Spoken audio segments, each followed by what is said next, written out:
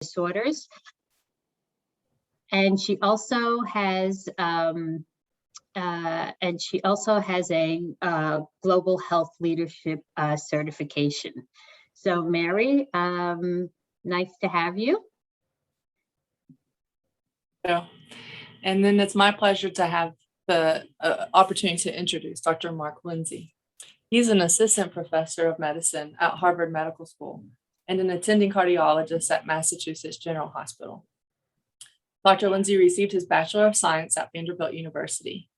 He then earned his medical degree and PhD at the University of Virginia School of Medicine. He completed a residency in pediatrics and fellowship in pediatric cardiology at Johns Hopkins Hospital. He worked for 2 years as an assistant professor of pediatrics at Johns Hopkins until he was recruited to join the Cardiovascular Research Center at Massachusetts General Hospital, where he works with patients with genetically triggered aortic diseases and investigates the molecular basis of arterial disorders.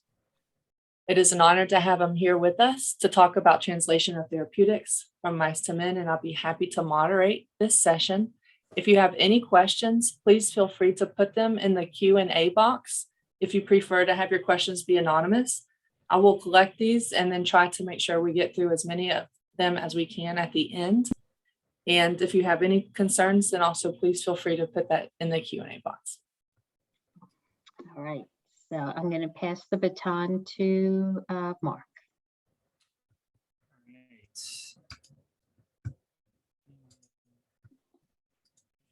This. Is that visible? Yes. Great. Thanks. I just want to thank the GenTAC Alliance and the Marfan Foundation for inviting Mary and I to have this talk today. You know, we planned this out and tried to make it sort of globally interesting. So it'll probably be a little slow for some experts and maybe a little fast if you're just joining the field, but hopefully you'll get something out of it. So I'm just going to launch in. You know, the disease we're talking about today is aortic aneurysm generally, and these are pictures of thoracic aneurysms in particular. Aneurysm in and of itself doesn't really impair cardiovascular function, but is a marker for risk of an aortic tear, either rupture or dissection. And that this is the entity that we really are worried about and what we try to prevent with medicine and surgery. And that is the event that's associated with a very high mortality rate. So what we wanted to do was talk in general terms about modeling aneurysm in small animal models, talk a little bit about the progress that has been made, especially recently, and finding some new therapeutic targets, and then the challenges with translating those findings into people. So the first half, we're gonna talk about how to select the right experimental model, because I think there's a lot of degrees of freedom, and sometimes it isn't clear which aortic model should I use. So I'm going to take some time to go through that. So in people, aortic aneurysms show up in different anatomies, and the two shown here are aneurysms of the thoracic aorta, especially the ascending thoracic aorta that we see commonly, in younger individuals. And then more common than that, though, are aneurysms of the descending thoracic and abdominal aorta, which occur in somewhat older people in general. We know that the clinical risk factors for these two types of aneurysms are different. They point to different people, as I just alluded to. The ascending aneurysm generally occurs in combination with some forms of genetically triggered aortic disease, with congenital heart disease, or even in people who don't have one of those conditions, tend to be younger that have ascending aneurysm. When you compare them to people with descending and abdominal aortic aneurysms, which really pathologically are driven by atherosclerosis, disorders like hypertension or smoking. And because of that difference in clinical risk factors, it shouldn't be surprising that the pathology of these lesions is different. Ascending aneurysms are different than descending aneurysms. And just to orient you to the normal aorta, the normal aorta contains many, many layers of vascular smooth muscle cells that are packed in between elastin fibers. The cells in health are elongated and fairly quiescent. The elastin fibers are intact and are in close apposition to the smooth muscle cells, like shown in this electron micrograph. In contrast to that, in ascending aortic aneurysm, we get this lesion commonly where we see degradation of the medial layer of the aorta. The cells become disorganized, hypercellular frequently, but not all the time, and deposition of material between the cells. And we see fragmentation of elastin fibers, which is a characteristic finding, and deposition of other substances like collagen, glycosaminoglycans, and similar that cause aortic stiffness and eventually set the stage for aortic tear. In contrast to that, most descending and abdominal aortic aneurysms are characterized by the process that mostly drives them, which is atherosclerosis. So you tend to see in the pathology, atheroma, and like this is a mild atheroma invading the media, or even in more advanced cases, classic findings like cholesterol crystals as shown by this arrow, or areas of calcification shown. This is a von Costa stain, so that black staining is calcification that we see oftentimes in descending aneurysms and abdominal aortic aneurysms. The other thing that differentiates the types of aneurysms is the presence of an infiltrating inflammatory cells of the adventitia, or sometimes even the media, in abdominal and descending aortic disease. These are pictures of aortic pathology, and these are collections of inflammatory cells, shown here by the red star. Another feature to differentiate them is neovascularization, which we can see in abdominal aneurysm, which isn't a typical finding, in proximal thoracic aneurysm.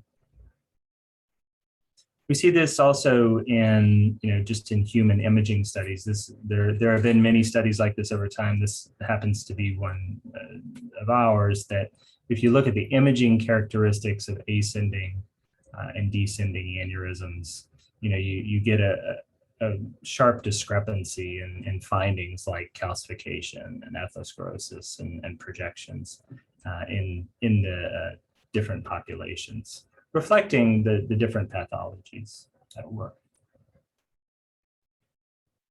And we're obviously not the first people to notice this. There's an old surgeon saying that atherosclerosis gets worse the further down the aorta you get.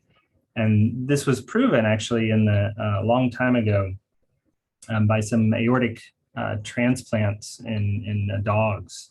And the surgeon who did this was in New York City at the time, but basically transplanted aortic segments from either the proximal or distal aorta, and found that, then he fed the dogs high-fat diet, and found that atheroma really followed the origin of the aortic segment rather than where you put it in the transplant. So the proximal aortic segments, no matter where you put them, were more resistant to atheroma formation than distal, which is a fundamental finding in cardiovascular biology, and one that matches the observations in humans. All right, so now that we know a little bit more about aortic pathology in general, and I would say that there are always exceptions. You can always have ascending atherosclerotic aneurysms and people with genetically triggered aortic disease. We've certainly seen abdominal aneurysm formation. So these aren't pure categories, but from a strong first approximation, those things are true. So, how do you use that information to model in a laboratory setting an aortic aneurysm? But it really depends on which disease you want to study. And I'm going to take you through some of the available aortic models. This is not comprehensive, but I wanted to sort of give a flavor for the ones that are available. We'll say the condition you want to investigate is Marfan syndrome, a not uncommon genetically triggered aortic disease that's typified by proximal aortic enlargement and a risk for aortic dissection.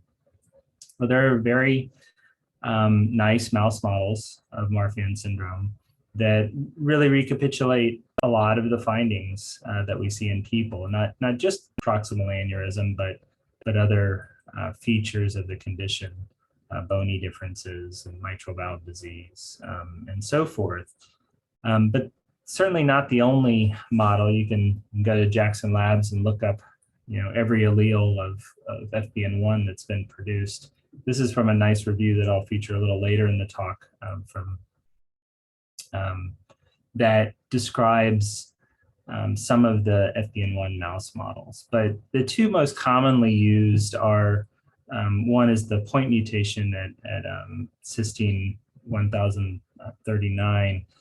And that model produces a nice slow aneurysm growth over the lifespan. And typically the lifespan of the mouse is not shortened until you get fairly far out, ages that we don't typically keep mice in the laboratory.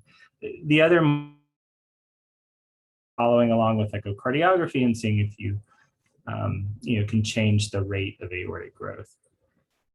There's this probably the second most common model is called the MGR mouse, created some time ago in Keiko Ramirez's lab at Mount Sinai, and they it is a model that you need to breed to homozygosity, but when the alleles are homozygous, it's a much more aggressive disease of basically a fibrillin insufficiency. Aneurysms form sooner, and you get an aortic event, either rupture, typically around 3 or 4 months of life. So more useful for a hard clinical endpoint of death, but maybe not. Sometimes harder to follow from a imaging standpoint.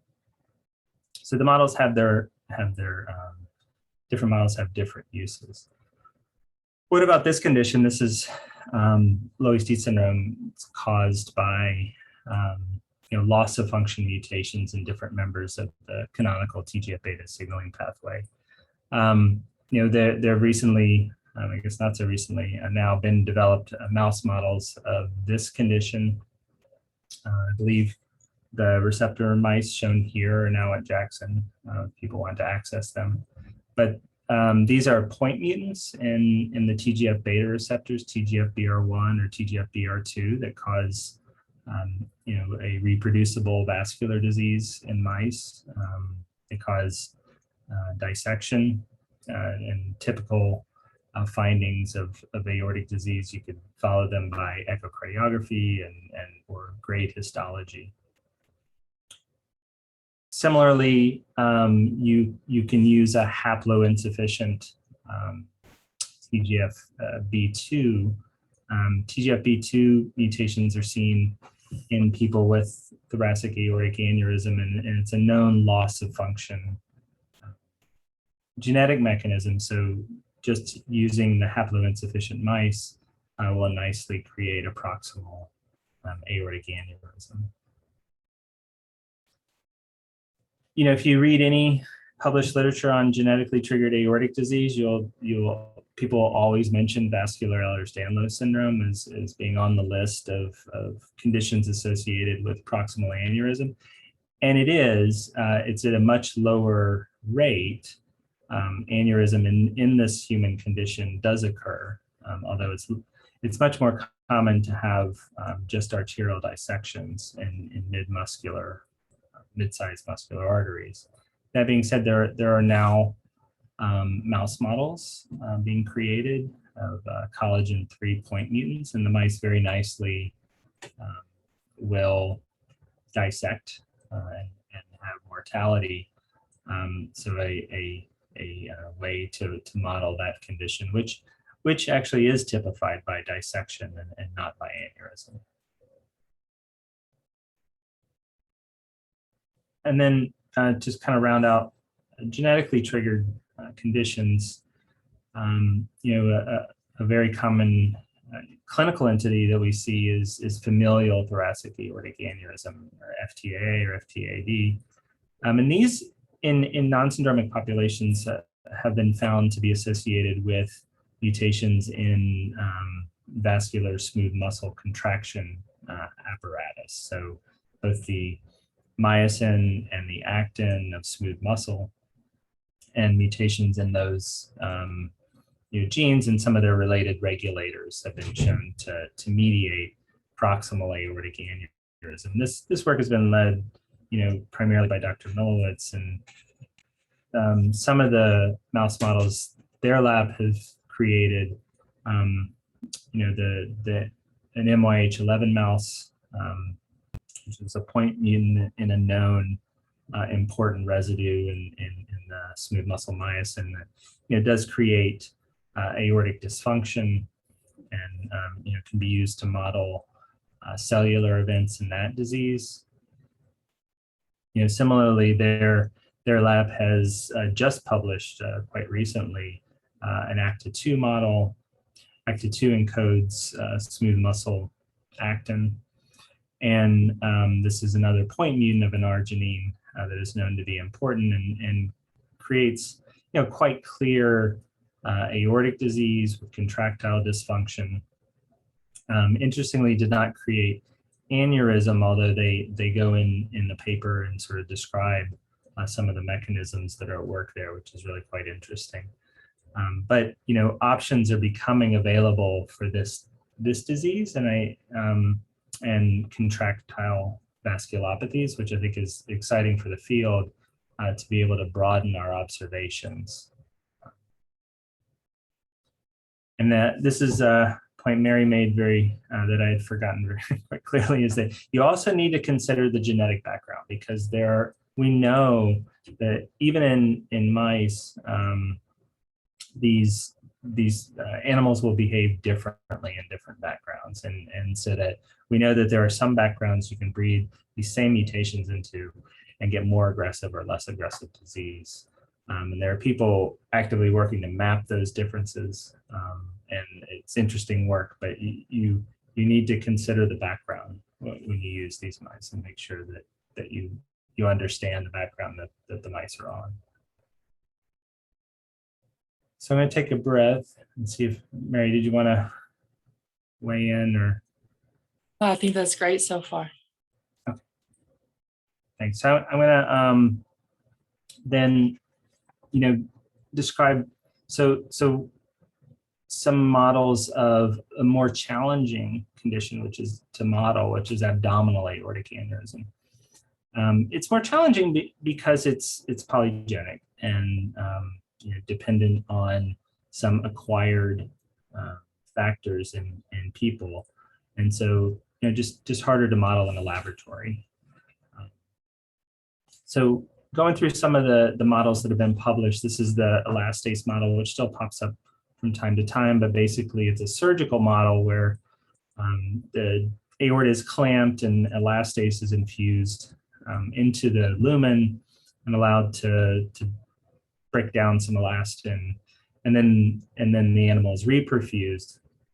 So it's clearly an injury model, but it does, it gets inflammatory invasion, and gets thrombosis, just like aneurysms in people. So that is one model, and there have been some therapies looked at with that. Another model that was more common a decade or so ago is the calcium chloride model, where you basically apply a calcium chloride solution to the adventitia, and again, surgically. You have to open the animal and apply it and then close the animal. It creates quite an inflammatory response and an aneurysm. The things we know it's macrophage dependent, we know it's MMP dependent, which are things that are probably true of abdominal aortic aneurysm. The incitement here isn't as physiological, but this is one model that we still see from time to time. I think the most popular and probably, at least in my humble opinion, best model for acquired aneurysm is the angiotensin II infusion model. This was originally described by the Daugherty and Cassis group quite some time ago now. And there's a lot of variations. I'll talk a little bit about those, but basically taking a hypercholesterolemic mouse, say an ApoE or an LDLR knockout, and then implanting a mini osmotic pump that delivers angiotensin II. And there are differences in the ways you can deliver, how much you deliver, that can dictate the clinical behavior in the mice. But the point is that you get reproducible aneurysm formation, infiltration of macrophage, hematoma formation.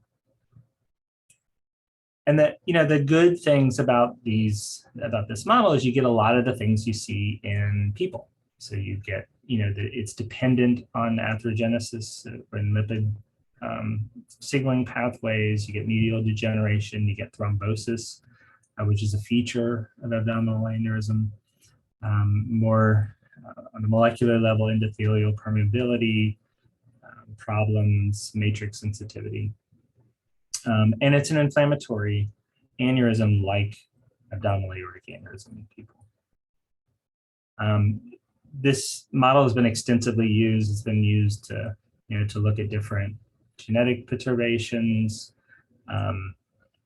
You can follow it via echocardiography, which is nice. People have done pharmacologic intervention where you mix it with different molecules. This is mixing it with vitamin D supplementation.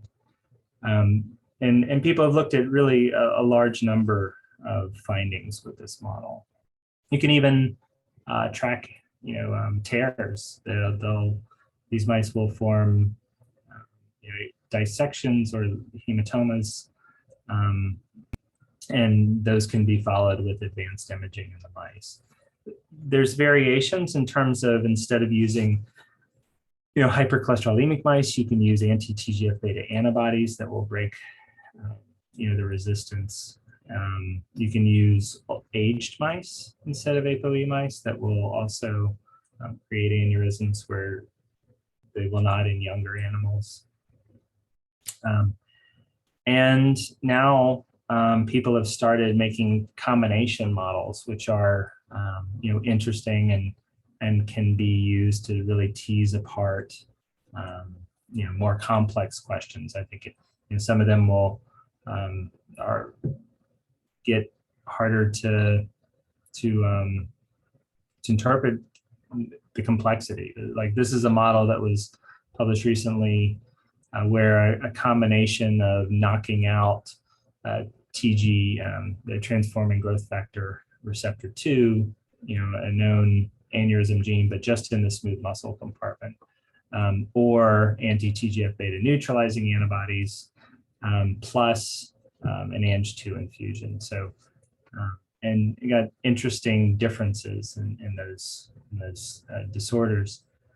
Another one combining anti-TGF-beta antibodies with elastase infusion, also recently, to really look at different signaling events. I think people are getting creative with these, and it's getting complicated. And so the way to, at least in my mind, think about how we use these models, unless you're teasing apart very specific areas of vascular biology that are interesting, if you're just trying to simulate clinical events, thinking about the patient group and the biology and which type of anatomic lesion, am I trying to model? And you can't go wrong with that kind of simplicity. So, in the second half, we wanted to talk about, shifting from animal models to how we take animal models and move them to therapies in people, or at least, again, what we wanted to talk about the challenges of doing so, and some of the successes, but also some of the barriers in our way to what the goal here is. This is from that review I mentioned by Dr. Julie DeBacker and colleagues. That it was really nice recent summary of some of the new findings in thoracic aneurysm and how, we're uncovering these new pathways, and in the mice, we're able to actually target a lot of these pathways that are unexpected, which is, exciting that we're not just looking at the same pathway over and over. This is a little too busy to try to memorize, but basically this is the list. The therapeutics that we currently use in people. That I'm not going to talk a ton about, but things like beta blockers, calcium channel blockers, angiotensin receptor blockers, and ACE inhibitors, are the general therapeutics that we use for proximal thoracic aneurysm. And depending on where you trained and where you, what your preference is or your patient's tolerance, you may use one or more of these agents. We have limited clinical data on sort of head-to-head and how these agents work in people. There's a lot of clinical judgment and less powered by evidence-based medicine. But the thing we wanted to talk about today is the agents that have been in preclinical studies but haven't been necessarily moved to human studies. And it's a long list here, but it's even growing, I think, since this review is released. But I won't go through each of them, but there's some exciting developments in different categories, and I'm not going to talk through each of them, but I want to use a couple of them to exemplify some of the challenges we face. So one of them is that because this is a disease, thoracic aneurysm, that is indolent and slow, you have to have a good side effect profile. So just to illustrate this, I was going to show work from my lab. So we describe the use of EZH2 inhibitors to slow thoracic aortic growth in the mice. There's one that we use called GSK343. EZH2 is a methyltransferase, a histone methyltransferase that basically silences targeted parts of chromatin, and in aneurysm, including in Marfan syndrome, it involves the promoters of some contractile elements. And so silencing or shutting down this enzyme actually helps promote expression of those contractile genes that are silenced. And that seems to have, therapeutic benefit, at least in the animal models. So this is the data from our study. That being said, these are chemotherapeutics. So from putting on my, doctor hat, this is not a molecule that I'm going to treat, a patient with for 20 years to control their thoracic aneurysm. The idea behind these studies is that you're illuminating a pathway that, hopefully we can find better and least toxic agents for, or an adjacent regulator of the same pathway that that is more druggable. But obviously these molecules right now are not suitable for chronic medication. And Mary pointed out that, all of our current medications have side effects, right? We have, we know that ARBs are teratogens. We have to watch out for pregnancy. And we know, beta blockers certainly cause, side effects that patients don't like, sexual side effects and mood side effects.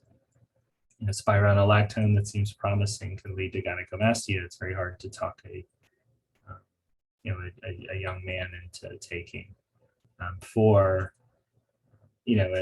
a theoretical benefit. But so one of the challenges we have in thoracic aortic disease is a low tolerance for side effects of the medicine, because you need to be on them for a long time. And that's just one of the things we have to take into account when we're developing medicines. So, well, what if we can get around that by just finding a medicine that we know, is already safe? We can, what if we, just look for medicines that we know are safe right now, and we try to utilize those. And this actually was done, I think, fairly nicely, also by the group at Mount Sinai. I just wanted to highlight their work. I'm not going to, sorry, there it goes.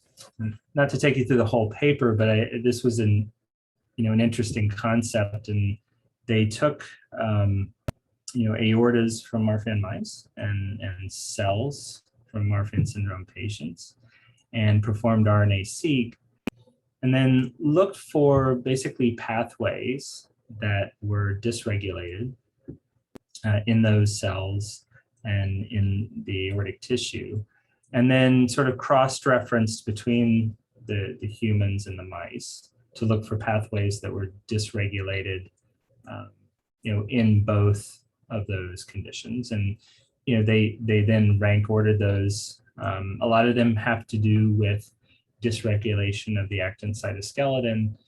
We know that that's a primary activity in aneurysm models, and also in the genetics tells us that, when we find that mutations in actin isoforms like ACTA2. So, that was nicely validating to them. And then they took that information and looked through catalogs of RNA-seq data that are perturbed by different medication classes. And they made the nice observation that the molecule baclofen, which targets one of the GABA receptors, actually sends several of these gene sets that were identified in the mouse models in the opposite direction. And so, a very nice in silico prediction that maybe they could reverse some of this transcriptional activity with a medicine that already exists and is already known to be safe in humans. It's used as an antispasmodic. And, quite impressively, they treated Marfan mice using the MGR mice, and had reduced aortic events and control of aneurysm growth. And so this is repurposing safe medicines for a different indication here. Thoracic aneurysm is definitely a good strategy for for finding safe and possibly effective medicines. It does, however, create other challenges. And so then when you move to clinical development for this disease, we run into basically a numbers problem that I'll describe. But basically, one of the challenges in clinical development for thoracic aneurysm is enrolling. If you're thinking about a trial, how to enroll enough patients for a reasonable study duration to see if a drug has efficacy. So this is my slide for how aortic people think about clinical trials. Typically there's a disease and you want to, you diagnose the disease at the beginning, aneurysm.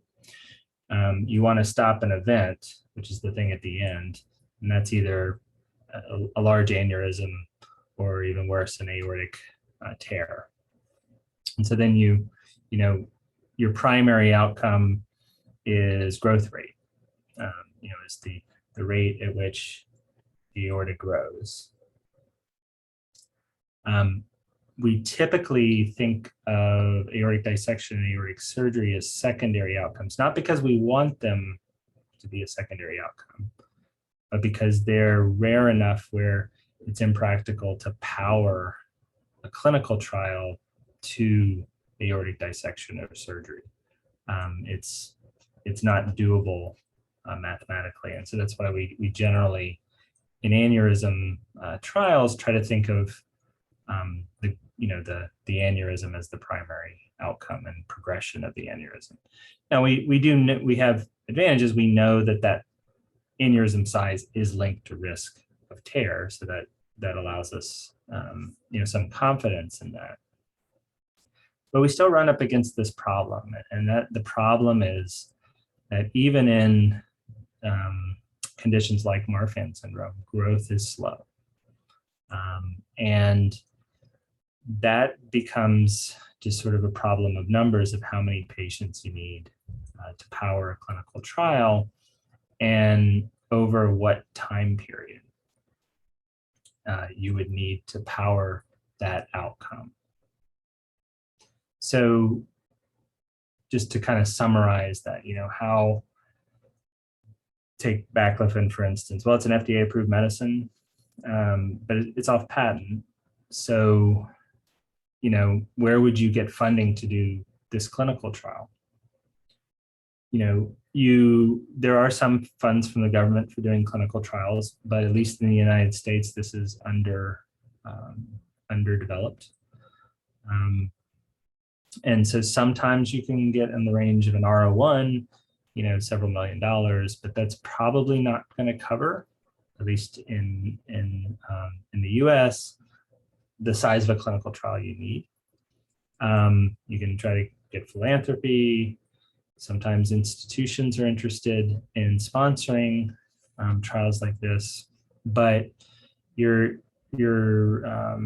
going to be difficult to motivate a pharma or a biotech in helping out with this, basically, or funding this. It's just a difficult challenge. But what about if you had all the advantages, right? What if you have discovered a new medication? Like you've discovered a new medication, you have a new pathway that's never been seen before, you have done all your homework, you have freedom to operate, you have secured intellectual property so that you can really interest an entity beyond a governmental entity to fund a clinical trial in aneurysm. You still run up against this problem. Some of these problems, and I know we have some international folks on the line today, some of these problems are specific to the US, and I think in Europe some of these things have been figured out better, but for us it's quite difficult to run trials, or to get entities that would spend 8 digits on a clinical trial if a medicine showed promise, to commit to that in longer than a 3-year clinical trial. And so this is a challenge that that is overcomable, but we haven't figured out a way to overcome this in our field yet. And I think it's something that we all need to think about if we want to move these promising findings in animal models to people. And that is what I'm going to sort of wrap up on, is we need, like other fields, in other medical conditions, we need a biomarker.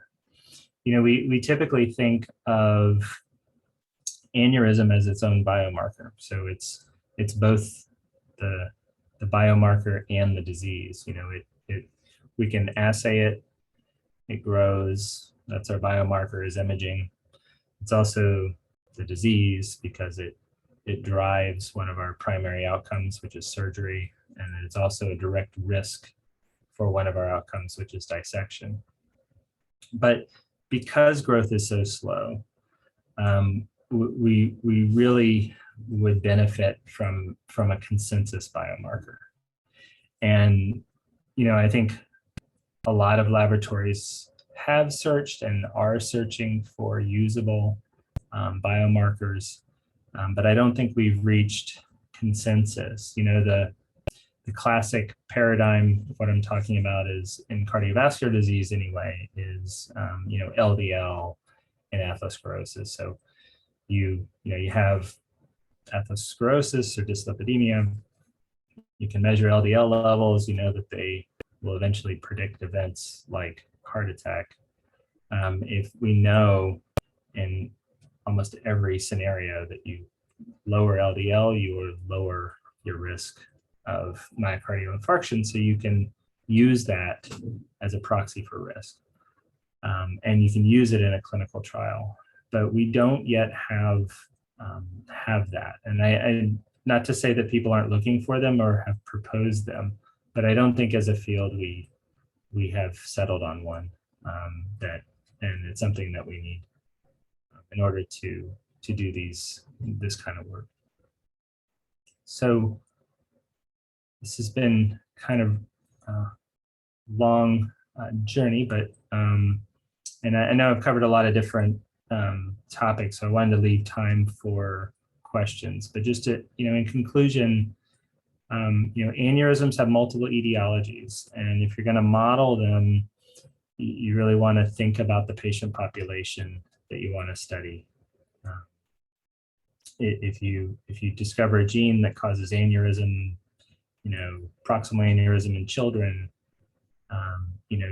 a Ang2 infusion model is not the one you want to pick. Similarly, if you're interested in abdominal aneurysm in 70-year-olds, you need to look for an acquired model. Agents that slow down aortic growth are being discovered actually at an increasing rate, but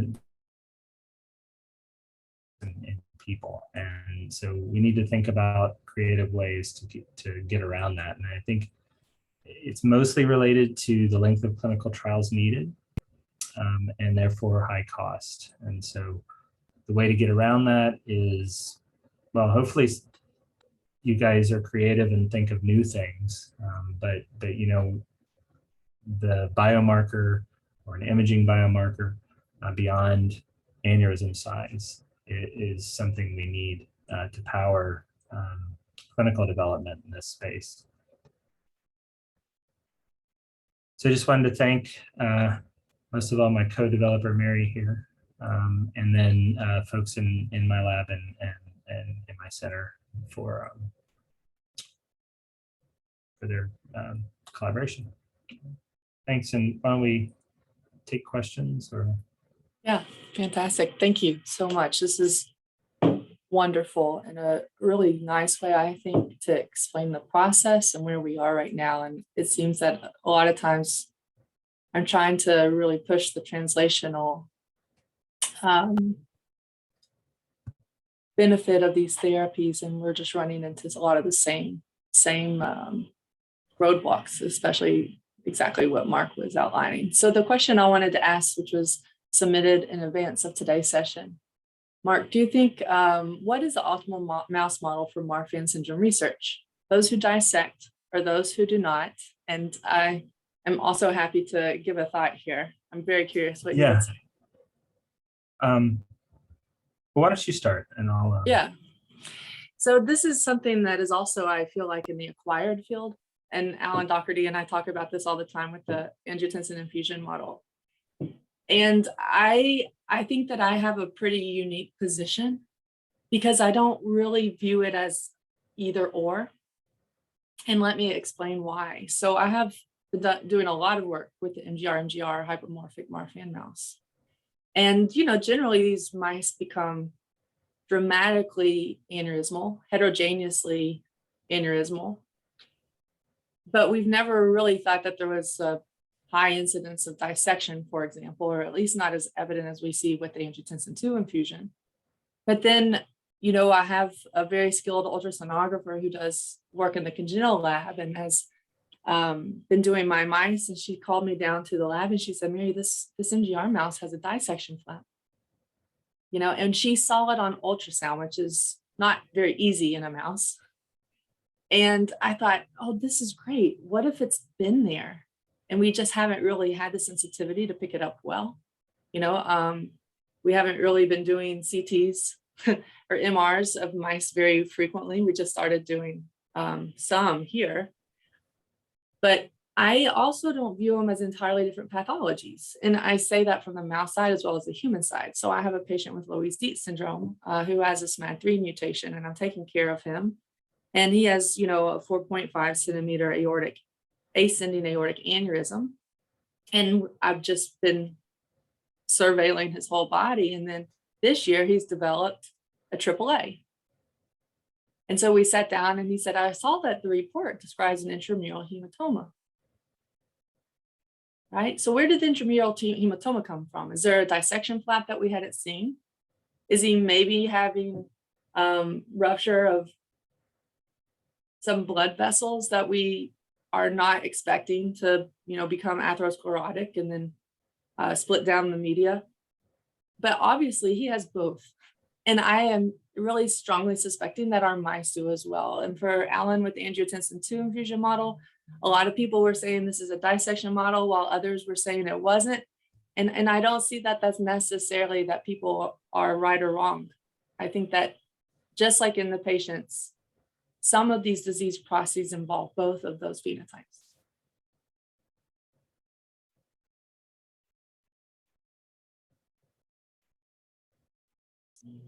What do you think, Mark? Oh, yeah. So I think I agree pretty much. I think it's more difficult for a mouse to dissect its media because there's just not that many layers to the media. And so I think both animals are useful. I think you're right that the MGRs are heterogeneous in their aneurysm size. So if you're trying to show aneurysm size differences, the C139G are a little more convenient because they have just a smaller standard deviation around their aortic size. But you won't get a hard endpoint like, dissection or rupture. And so using both is good. If you can't, it depends on what you're trying to prove. Exactly. And I would say for me, answering different questions, and it's very, very interesting when I use the MGR mouse, and sometimes I get reviews back from other scientists saying, well, we shouldn't use rupture as an endpoint. What's the aortic growth doing? And it's funny because everyone's so accustomed to using aortic growth as the primary endpoint, but really that's always ideally been a surrogate for the one thing that patients are actually most concerned about, which is living or not living, right? So as long as you can adjudicate the cause of death. Yeah, you have to adjudicate the cause of death. Because the MGRs will die of heart failure. Yeah. And I also have some of them suffocating because of herniation through their diaphragm of bowel contents. You have to open every mouse and assure that it died of an aortic cause. So the next question, Mark, I'll let you go first on this one. Do you expect animal models to be replaced by stem cell models? And if so, when could this happen? So I guess my big picture answer to that is I don't expect them to be replaced entirely. I view stem cell models and smooth muscle models as part of a comprehensive look at the biology. But at the end of the day, stem cells or smooth muscle cells that are derived from stem cells don't have hemodynamics, and so they can't recapitulate a functional hemodynamic system. We know that the mechanosensing, one of the major dysfunctions, classes of dysfunction from these, at least in genetically triggered aortic disease, is loss of proper mechanosensing, and then the consequences of that downstream. And you can model that in cells, but not in the same way that you can model it in an animal. So, I mean, to me, it's they're complementary, not one's going to get replaced by the other. Feel the same way. We have a question live. What's your opinion on the complementation of mouse experiments with patient-derived vascular smooth muscle cell, epithelial cell experiments in light of drug testing and translation to the patients? I think that was quite similar, to what we were just talking about. I think you can, at scale, ask questions in cellular models that you can't ask in animals. So I think, screening, for instance, of compounds for specific cellular activity, that's an ideal scenario to use a stem cell derived smooth muscle cell with a particular genetic change. So you can, put that in a multi-well format and screen compounds or screen, genetic perturbation. Now you can't do that in animals at scale. So that's a great use of those, and then move into the animals for validation, on a smaller scale when you find your compound.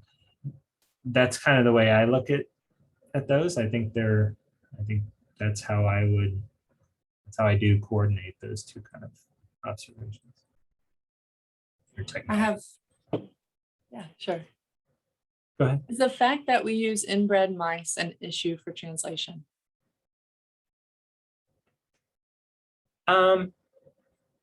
Yes and no. I mean, you have to, we do experiments, and you have to control for experiments, and you have to control for background, like you have to control for anything else.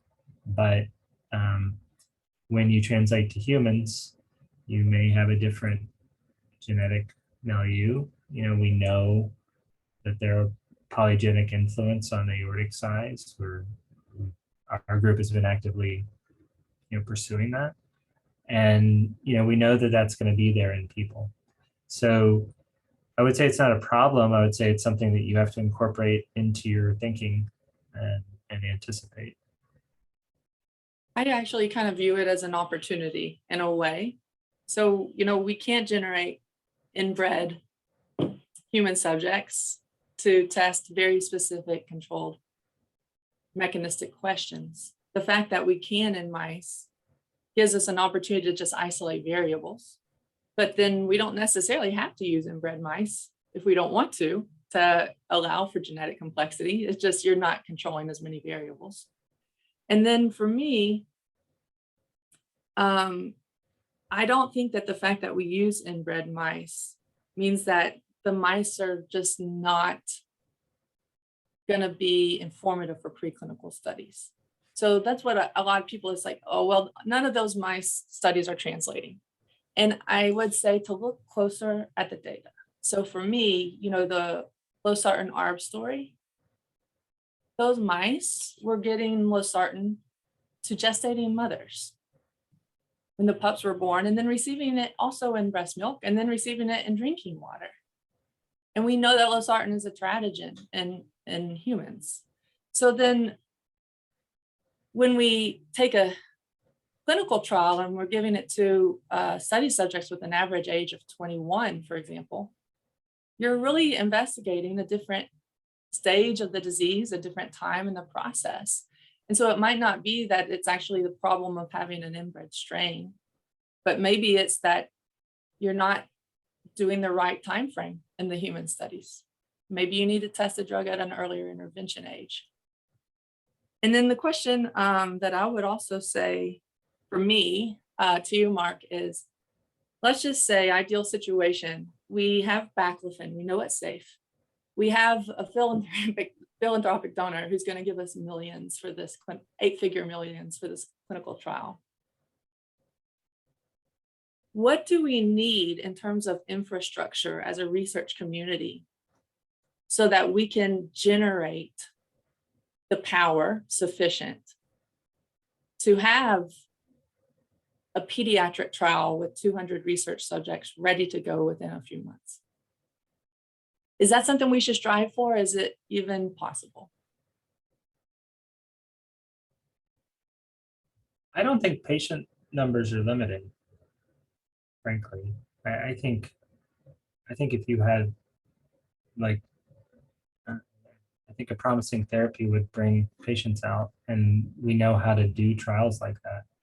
I think resources are limiting to how to pay for finding all those patients and, you know, phenotyping them and getting them to come into clinic regularly and doing the imaging and, you know, I think that's at least my, yeah. I mean, you can do the math on Marfan syndrome, and you know how many people there are, and it's enough to power a trial.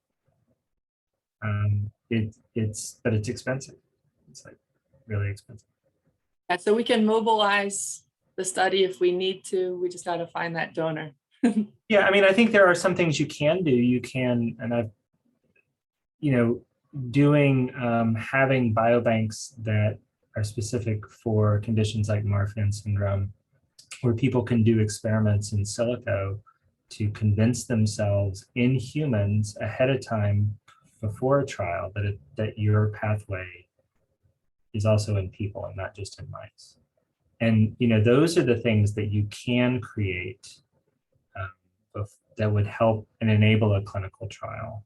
You know, a Marfan biobank would be something that people could go in and do experiments and see if their observations or their ideas, you know, in a human population, that, you know, that you could have as an important part of the data before you go to a clinical trial. So in my mind, anyway, that would be a better investment than a clinical trial apparatus. Okay, well, I think that's our time. And I wanted to, again, just say thank you so much. And I'll turn the mic over to Joe.